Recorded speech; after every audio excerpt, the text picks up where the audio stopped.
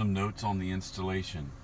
On the replacement panel, you need to take the white clips off of the stock unit and put them onto here. And there were these add-ons that were labeled 1, 2, 3, and 2 and 3 didn't face down, so I used the ones that face down because the original unit, the top part that goes up in there, faces down. So now it all matches.